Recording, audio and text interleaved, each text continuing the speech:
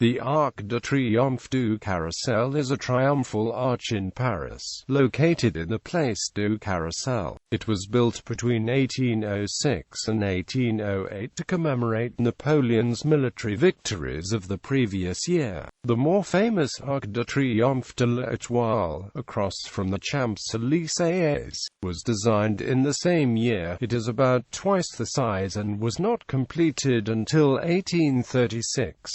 It is also an example of Corinthian-style architecture. Description: the monument is 63 feet high, 75 feet wide, and 24 feet deep. The 21-feet-high central arch is flanked by two smaller ones, 14 feet high and 9 feet wide. Around its exterior are 8 Corinthian columns of marble, topped by 8 soldiers of the empire. On the pediment, between the soldiers, bas-reliefs depict the arms of the Kingdom of Italy with figures representing history and the arts, the arms of the French Empire with victory, fame, history, and abundance, wisdom and strength, holding the arms of the Kingdom of Italy, accompanied by prudence and victory.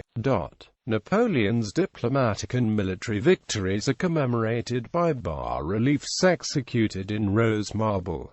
They depict the Peace of Pressburg, Napoleon entering Munich, Napoleon entering Vienna, sculptor Louis-Pierre Dessine, the Battle of Austerlitz, sculptor Jean-Joseph Espasier, the Tilsit Conference, the surrender of Ulm, sculptor Pierre Cartellier. The arch is, of course, derivative of the triumphal arches of the Roman Empire, in particular that of Septimius Severus in Rome. The subjects of the bas-reliefs devoted to the battles were selected by the director of the Napoleon Museum, Vivant Denon, and designed by Charles Meunier.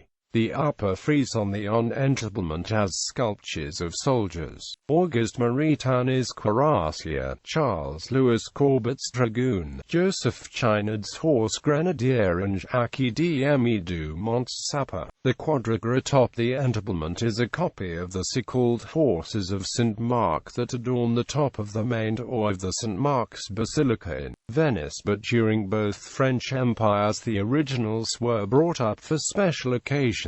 History. Designed by Charles Passier and Pierre-François Léonard Fontaine, the arch was built between 1806 and 1808 by the Emperor Napoleon I, on the model of the Arch of Constantine in Rome, as a gateway of the Tuileries Palace, the imperial residence. The destruction of the Tuileries Palace during the Paris Commune in 1871 allowed an unobstructed view west towards the more famous Arc de Triomphe. It was originally surmounted by the famous horses of St. Mark's Cathedral in Venice, which had been captured in 1798 by Napoleon. In 1815, following the Battle of Waterloo and the Bourbon Restoration, France ceded the quadriga to the Austrian Empire, which had annexed Venice under the terms of the Congress of Vienna. The Austrians immediately returned the statuary to Venice. The horses of St. Mark were replaced in 1828 by a quadriga sculpted by Baron François-Joseph Beausillot, depicting peace riding in a triumphal chariot led by gilded victories on both sides. The composition commemorates the restoration of the Bourbons following Napoleon's downfall. The Arc du Carrousel inspired the design of marble arch constructed in London between 1826 and 1833. Geography. The Arc de Triomphe du Carrousel is at the eastern end of Paris' Axe Historique, a 9-kilometer-long linear route which dominates much of the northwestern quadrant of the city.